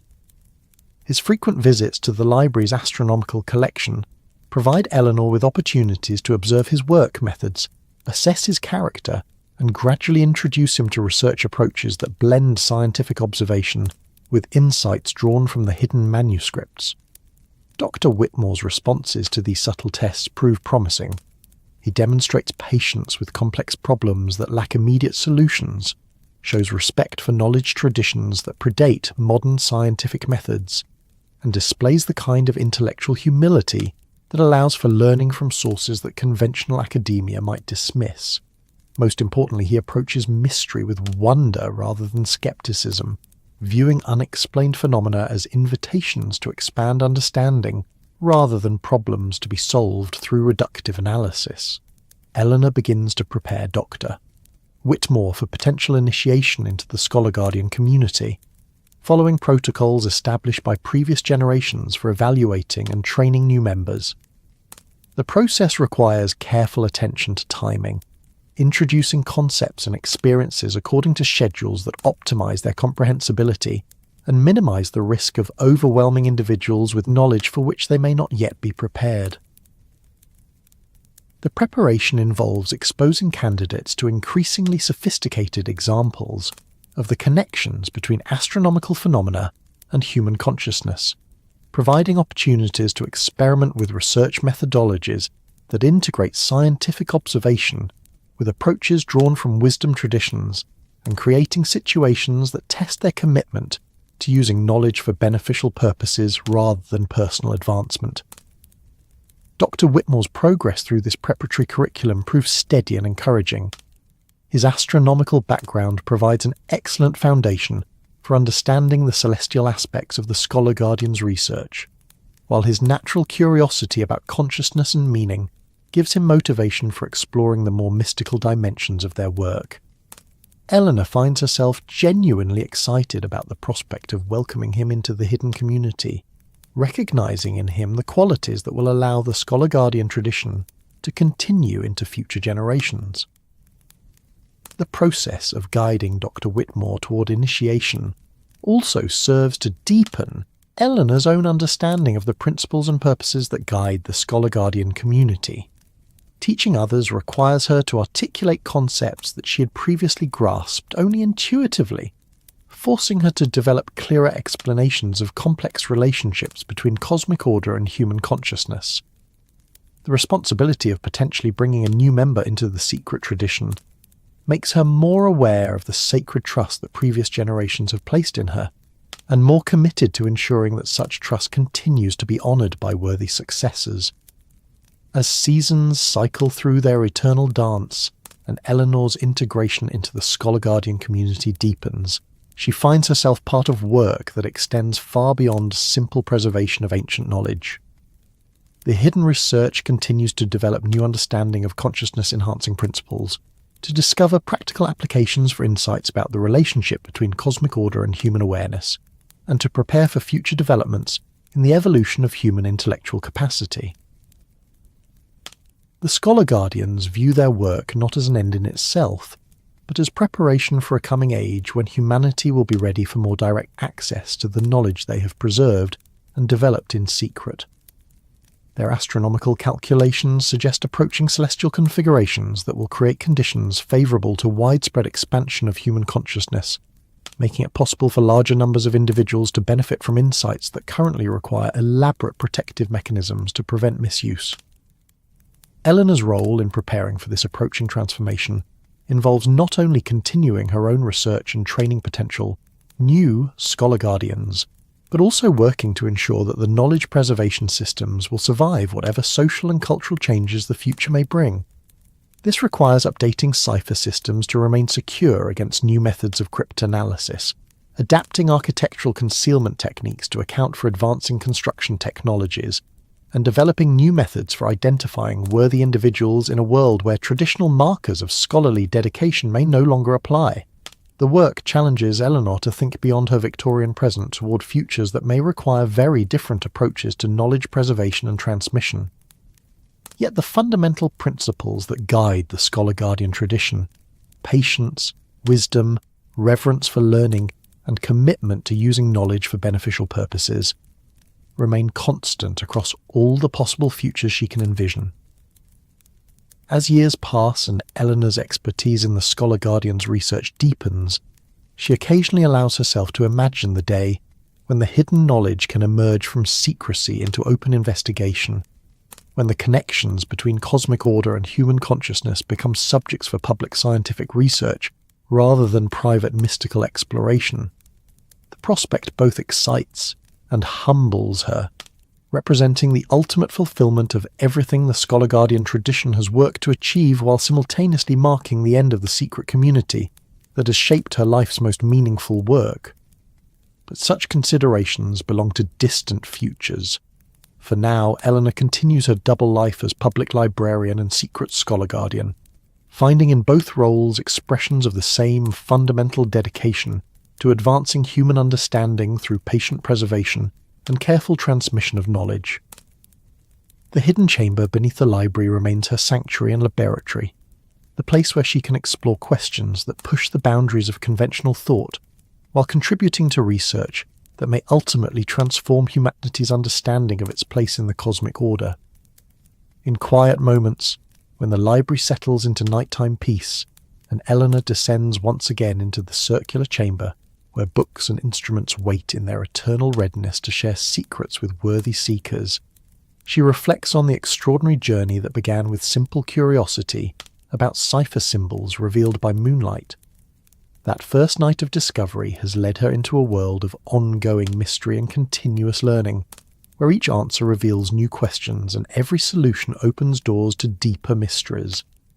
The transformation of her understanding, from conventional Victorian scholarship to participation in research that transcends the boundaries between science and mysticism, represents not an abandonment of rational thought, but rather its expansion into realms where reason and intuition work together to illuminate truths that neither could discover alone. Eleanor has learned that the highest forms of knowledge require not only intellectual rigour, but also the kind of open-hearted wonder that allows consciousness to expand beyond its familiar limitations, and so her story continues, not with dramatic conclusions, but with the gentle rhythm of ongoing discovery, the patient accumulation of wisdom that builds understanding layer by layer, season by season, year by year. In the hidden chamber where lamplight mingles with mysterious luminescence, where ancient books rest alongside cutting-edge research, where the whispers of past scholars blend with the hopes of future seekers, Eleanor pursues the Scholar Guardian path with the dedication that has always marked those who serve knowledge rather than simply using it for personal advancement. The circle of mystery remains unbroken, passed from generation to generation through hands that handle both books and starlight with equal reverence, through minds that recognize no distinction between earthly learning and cosmic wisdom, through hearts that understand that the greatest treasures are not possessed but rather shared with those who prove themselves worthy of such sacred trust. Time flows like honey through the chambers of the Thornfield Library, each day bringing new discoveries while maintaining the eternal rhythms that connect earthly scholarship to celestial wonder. Eleanor's life has settled into patterns that mirror the astronomical cycles she studies, her duties expanding and contracting like the phases of the moon, her understanding deepening like the progression of seasons through their ancient dance. The secret chamber beneath the library has become more than simply a repository of hidden knowledge. It has transformed into a living laboratory where past wisdom meets present investigation, where theories developed across centuries find practical application in research that pushes beyond the boundaries of conventional Victorian science. Eleanor's role as both curator and investigator allows her to bridge these temporal dimensions, connecting insights preserved by previous generations with questions that emerge from contemporary scholarly pursuits.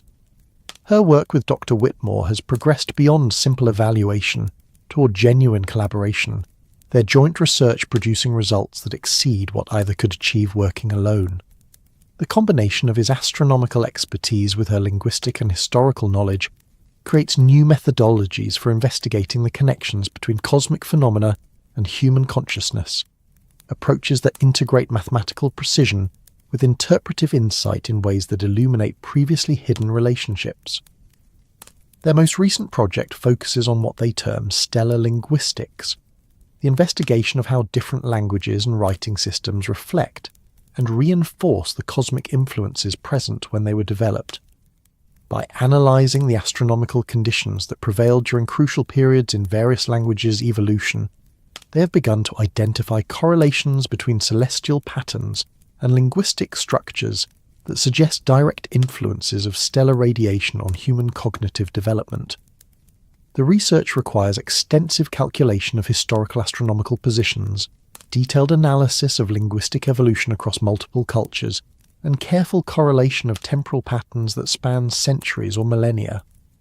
The work proves both intellectually demanding and deeply satisfying, providing evidence for theories that the Scholar Guardians have long suspected but never been able to demonstrate with rigorous precision. Eleanor's linguistic expertise proves crucial to this investigation, her ability to work with cipher systems having prepared her for the kind of pattern recognition necessary to identify subtle correlations between astronomical and linguistic phenomena. She has developed techniques for analysing the mathematical relationships embedded in language structures, methods for recognising how celestial influences manifest in the evolution of writing systems, and approaches for predicting how future astronomical conditions might affect human communication patterns. Dr. Whitmore's contributions focus on the astronomical calculations that provide the foundation for their linguistic investigations, his knowledge of stellar mechanics allowing him to reconstruct historical celestial conditions with the precision necessary for meaningful correlation analysis. His work has revealed previously unknown cycles in cosmic radiation patterns, periodicities that correspond remarkably to major transitions in human cultural and intellectual development. Together, they have begun to construct a comprehensive model of how cosmic influences affect human consciousness development, a theoretical framework that explains not only individual learning patterns, but also the broader evolution of human intellectual capacity across historical periods. Their model suggests that humanity is approaching a significant transition period when cosmic conditions will align to create unprecedented opportunities for consciousness, expansion, and knowledge advancement. The implications of their research extend far beyond academic theory into practical applications for education, architecture, and social organization. If their conclusions prove correct, it may become possible to optimize learning environments according to astronomical principles, to design educational curricula that work with rather than against natural consciousness development cycles, and to create social institutions that support rather than hinder the expansion of human intellectual capacity. Eleanor finds herself both excited and somewhat overwhelmed by the scope of what their research suggests. The knowledge they are developing could transform every aspect of human civilization, creating possibilities for advancement that previous generations could hardly imagine. Yet the same knowledge could also be misused by those who might seek to manipulate cosmic influences for purposes of control rather than liberation, making the Scholar Guardian's traditional emphasis on secrecy and careful candidate selection more important than ever. As their research progresses, Eleanor and Dr. Whitmore encounter increasing evidence that they are not alone in pursuing these investigations. Other Scholar Guardian groups in distant cities appear to be conducting parallel research, their efforts coordinated through communication networks that operate according to the same principles of secrecy and protection that guide the London community. They discover references to corresponding research conducted by Scholar Guardians in Edinburgh, Dublin, and even distant cities like Vienna and Prague, suggesting an international network of secret scholars working toward common goals despite the political and cultural barriers that divide their surface societies. The coordination appears to follow astronomical timing, with different groups taking primary responsibility for research during periods when celestial conditions optimize their particular geographic and cultural advantages. Eleanor's role in this broader network gradually expands as her expertise becomes known to Scholar Guardians in other locations. She begins receiving encrypted correspondence from researchers who seek her linguistic insights for their own investigations, while offering in return astronomical data, architectural measurements, and theoretical perspectives that enhance the London Group's understanding of global patterns in consciousness development. The international correspondence reveals that the approaching transition period they have identified appears simultaneously in research conducted by Scholar Guardian groups around the world, suggesting that the predicted changes will affect all of humanity rather than specific regions or cultures. The implications are both exciting and sobering. Eleanor and her colleagues recognize that they may be witnessing the early stages of a fundamental transformation in human evolutionary development. Their responsibility as guardians of knowledge that could influence such transformation weighs heavily on Eleanor's mind during quiet moments in the circular chamber. She studies the accumulated wisdom of previous generations, seeking guidance for decisions that could affect the future of human consciousness itself. The journals and research notes left by Margaret Sinclair and her contemporaries provide some direction, but the approaching conditions appear to be unprecedented in recorded history. Eleanor finds solace in the patient rhythms of scholarly investigation, the careful accumulation of evidence that builds understanding gradually rather than through dramatic revelations. Each night's research adds small pieces to the larger puzzle of consciousness development. Each conversation with Dr. Whitmore refines their theoretical models. Each correspondence with distant colleagues expands their awareness of the global scope of the phenomena they study. The work requires not only intellectual rigor, but also the kind of emotional stability that allows sustained investigation of questions that challenge fundamental assumptions about human nature and potential. Eleanor draws strength from the library environment itself, the accumulated presence of centuries of scholarly dedication that fills the building with an atmosphere of patient inquiry and reverent learning. As months pass and their research deepens, Eleanor begins to sense subtle changes in the library's atmosphere that seem to reflect the cosmic transitions their calculations predict. The quality of light during certain astronomical conditions appears enhanced, creating reading conditions that facilitate unusually deep concentration and insight. The arrangement of books seems to shift slightly, volumes moving to positions where they become more accessible to researchers working on specific types of problems. Most remarkably, new manuscripts begin appearing in the collection through donations and acquisitions that seem almost too perfectly timed to be coincidental. Ancient texts provide crucial missing pieces for their theoretical models, correspondence between historical figures that confirms their hypotheses about past consciousness transitions, and scientific instruments that enable new types of measurement and calculation, all arrive at precisely the moments when Eleanor and her colleagues need them most. The pattern suggests that the Scholar Guardian tradition operates according to principles that extend beyond simple human planning and coordination. Eleanor begins to suspect that the knowledge preservation systems developed by previous generations were designed not merely to protect information, but to ensure its availability when cosmic conditions create optimal opportunities for advancement of human understanding. This possibility leads Eleanor to investigate the deeper purposes behind the elaborate concealment and revelation systems that first drew her into the Scholar Guardian community.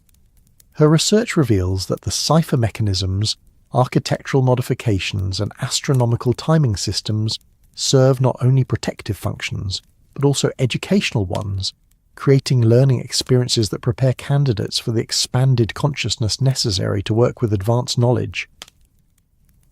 The months of patient investigation required to decode the manuscripts, the astronomical observations necessary to access hidden chambers, the linguistic analysis needed to interpret complex symbol systems, all serve as training exercises that develop the mental capacities and character traits necessary for responsible participation in research that transcends conventional academic boundaries.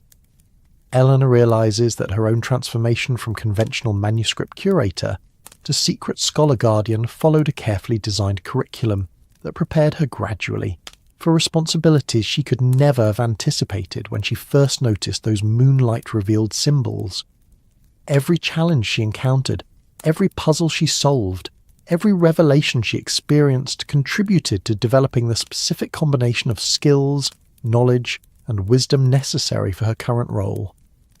The recognition deepens her appreciation for the sophistication and foresight of the Scholar Guardians who designed these educational systems. They understood that advanced knowledge requires not only intellectual capacity, but also character development, not only theoretical understanding, but also practical wisdom gained through direct experience of mystery and discovery. As her understanding of these deeper principles expands, Eleanor begins to recognize similar patterns in the lives of other Scholar Guardians she has encountered. Each followed a unique path of preparation that developed their particular combination of talents and insights, yet all experienced the same fundamental transformation from conventional scholarship to participation in research that integrates scientific investigation with mystical insight. The diversity of backgrounds and expertise within the Scholar Guardian community reflects careful selection processes that identify individuals with complementary abilities, creating research teams capable of investigating questions that require multiple types of knowledge and insight. Eleanor's linguistic abilities complement Dr. Whitmore's astronomical expertise, while other community members contribute architectural knowledge, mathematical insights, historical perspectives, and practical skills that enhance the group's collective capacity for discovery. The collaborative nature of their work provides Eleanor with deep satisfaction that extends beyond simple intellectual achievement. She experiences the joy of participating in investigations that serve purposes larger than personal advancement, contributing to understanding that may benefit all of humanity rather than simply enhancing her own knowledge or reputation. The long winter evenings provide optimal conditions for the detailed analysis their research requires, the extended darkness creating atmospheric conditions that enhance concentration, while celestial configurations optimize access to insights that remain hidden during other seasons. Eleanor spends these months deep in collaborative work with Dr. Whitmore and their international correspondents, developing theoretical models that integrate astronomical, linguistic, and consciousness development data into comprehensive frameworks for understanding human evolutionary potential. Their progress accelerates as winter deepens, the combination of optimal working conditions and accumulated research data creating breakthroughs that exceed their most optimistic expectations. They develop mathematical formulas that predict consciousness development cycles with remarkable precision, linguistic analysis techniques that reveal previously hidden patterns in cultural evolution, and practical applications that could revolutionize approaches to education and human development. By winter's end, Eleanor and her colleagues have assembled evidence-supporting conclusions that transform their understanding of human potential and the cosmic influences that affect its development. Their research suggests that the approaching astronomical conditions will create unprecedented opportunities for consciousness expansion, making advanced knowledge accessible to individuals who might never have been able to benefit from such understanding under previous cosmic conditions. The implications fill Eleanor with both excitement and trepidation.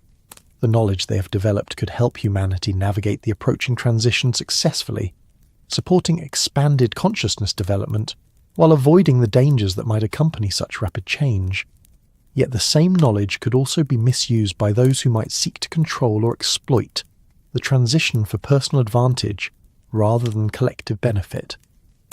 As spring returns to London and astronomical conditions begin shifting toward configurations that their calculations indicate will mark the beginning of the predicted transition, Eleanor prepares for her greatest challenge as a scholar guardian.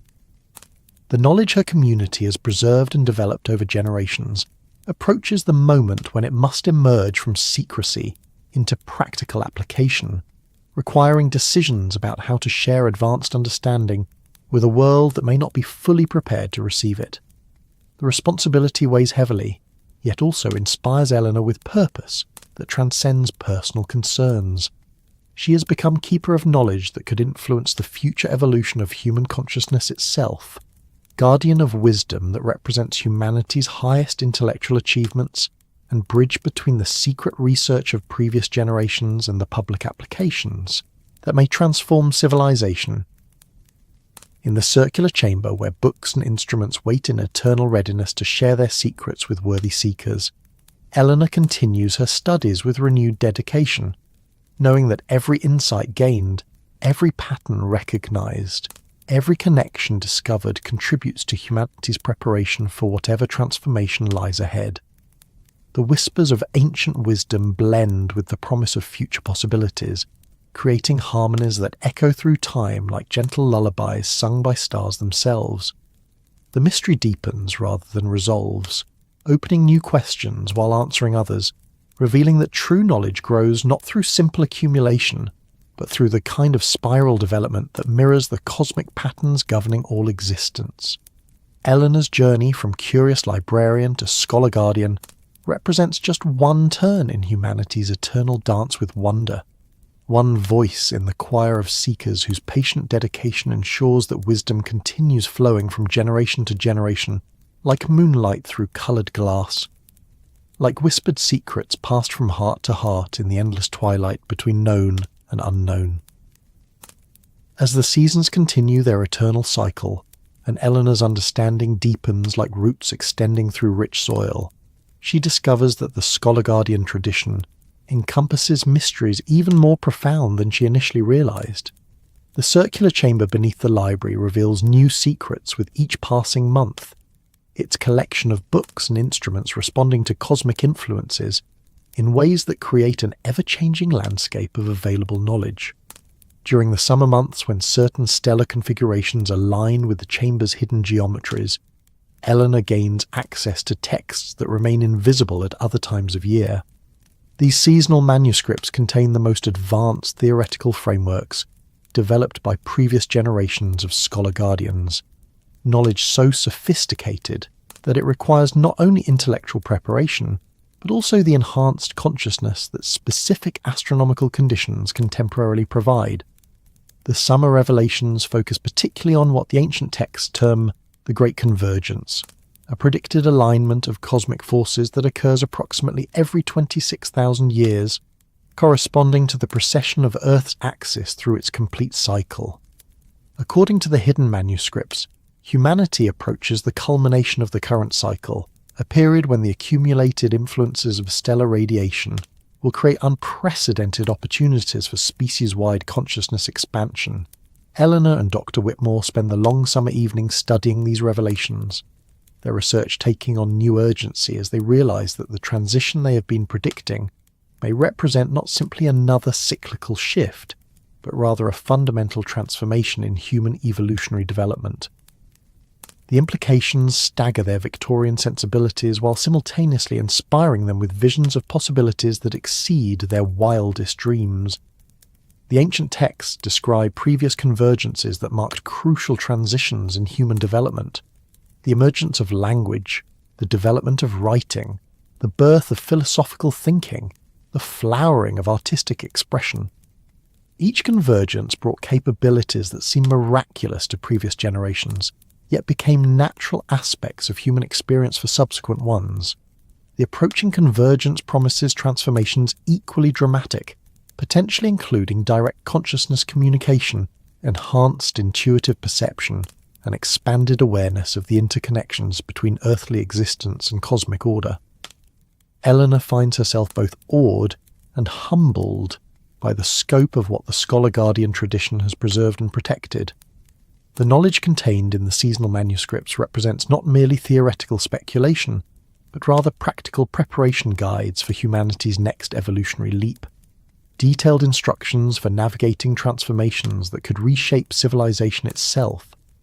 The practical applications described in these advanced texts extend far beyond educational theory into direct methods for facilitating consciousness expansion, architectural principles for creating environments that support enhanced awareness, and social organizational frameworks that could help humanity integrate expanded capabilities without losing the stability necessary for continued development.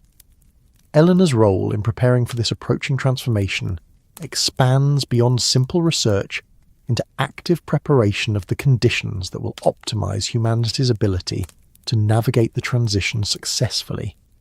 She begins working with other scholar guardians to identify and prepare individuals who might serve as bridges between current human consciousness and the expanded awareness that the convergence will make possible.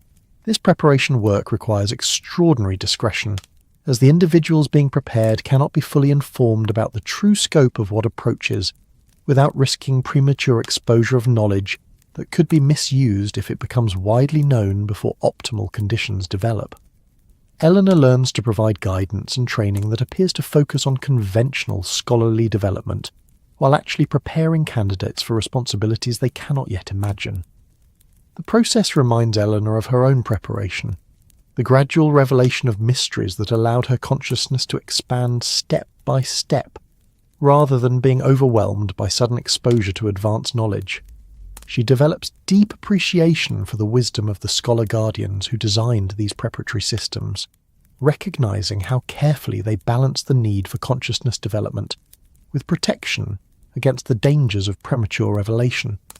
As autumn returns to London with its familiar palette of golden light and crisp air, Eleanor discovers that the approaching convergence affects not only human consciousness, but also the physical environment in subtle ways that become increasingly apparent to those trained to observe them. The quality of light during certain astronomical conditions shows enhanced properties that facilitate deeper concentration and expanded awareness, while the electromagnetic fields surrounding the library and other specially designed buildings show fluctuations that correspond to consciousness development cycles. These environmental changes suggest that the convergence represents not merely a shift in cosmic influences, but rather a fundamental realignment of the relationships between consciousness and physical reality. Eleanor's research reveals that the Scholar Guardian tradition has long understood consciousness not as an emergent property of biological complexity, but rather as a fundamental aspect of cosmic structure that becomes increasingly accessible as astronomical conditions optimize the connections between individual awareness and universal patterns. The implications challenge every assumption about the nature of reality that Eleanor absorbed during her conventional Victorian education, yet the evidence supporting these conclusions becomes increasingly undeniable as her research progresses. The Scholar Guardians have preserved knowledge of consciousness principles that mainstream science has yet to discover, understanding that will become crucial as humanity navigates the approaching transformation. Eleanor's winter research focuses on integrating these consciousness principles with practical preparation strategies, developing methods for helping individuals recognize and develop their latent capacities for expanded awareness without overwhelming them with information they cannot yet process safely. The work requires combining advanced theoretical understanding with profound empathy for the challenges that expanded consciousness can create for individuals unprepared for such experiences. The preparation programs Eleanor develops with her colleagues emphasize gradual development through experiences that appear natural and non-threatening while actually serving to enhance consciousness capacity and stability. They create reading programs that expose participants to literature containing embedded consciousness expanding principles, architectural modifications that subtly optimize environmental conditions for awareness development, and social activities that encourage the kind of collaborative thinking necessary for navigating collective transformation. As spring approaches once again, bringing with it astronomical conditions that mark another stage in the convergence process, Eleanor realizes that her work as a Scholar Guardian has evolved from simple knowledge preservation into active participation in humanity's evolutionary development. The hidden chamber beneath the library has become not merely a repository of ancient wisdom, but rather a command center for coordinating humanity's preparation for its next great leap forward. The responsibility both exhilarates and humbles Eleanor, connecting her to purposes that transcend personal concerns while grounding her in the practical work of serving humanity's highest potential. She has become part of a process that spans millennia, contributing her unique gifts to a collective effort that represents the finest expression of human dedication to growth, wisdom, and service. In quiet moments, when the library settles into its peaceful nighttime rhythms and Eleanor descends into the circular chamber, where books and instruments wait in eternal readiness, she reflects on the extraordinary journey that began with simple curiosity about cipher symbols revealed by moonlight. That first night of discovery opened pathways to understanding that continue expanding with each passing season, each new revelation, each deepening connection to the cosmic patterns that govern all existence. The transformation of her consciousness from conventional scholarship to participation in humanity's evolutionary preparation represents not an abandonment of rational thought, but rather its integration with wisdom, traditions that recognize reason as one aspect of a much larger spectrum of human cognitive capacity. Eleanor has learned that the highest forms of knowledge require not only intellectual rigor, but also intuitive insight, not only analytical precision, but also synthetic understanding that perceives the connections between apparently separate phenomena. The Scholar Guardian path has taught her that true wisdom lies not in accumulating information, but in developing the consciousness capacity necessary to receive and integrate knowledge that serves life's continuing evolution. Each challenge she has encountered, each mystery she has solved, each revelation she has experienced has contributed to expanding her ability to serve purposes larger than personal advancement or conventional academic achievement. As the convergence approaches and Eleanor's role in humanity's preparation intensifies, she finds deep satisfaction in knowing that her work continues traditions established by countless previous generations of dedicated seekers, while simultaneously contributing to developments that will benefit countless future generations. The circle of service remains unbroken, connecting past wisdom with future possibilities through the patient dedication of individuals who recognize knowledge as sacred trust rather than personal possession. The whispers of ancient manuscripts blend with the promise of approaching transformation, creating harmonies that echo through the circular chamber like gentle lullabies sung by time itself. Eleanor's story continues not toward dramatic conclusions, but rather through the spiral dance of deepening understanding, where each answer reveals new questions and every solution opens doors to greater mysteries that await patient exploration, by hearts wise enough to approach the unknown with wonder, courage, and the deep peace that comes from serving purposes worthy of a lifetime's devotion. That's the end of our tale tonight. Are you falling asleep beneath the golden lanterns of Luang Prabang, the midnight silence of the Alaskan wilderness, the soft tides of Seychelles, or the wind-brushed plains of Mongolia? If this story brought you stillness, like the episode, and subscribe for more gentle journeys into the dark. Let the quiet unfold around you. Let your dreams roam free. Sleep soundly now, wherever you are in this vast whispering world.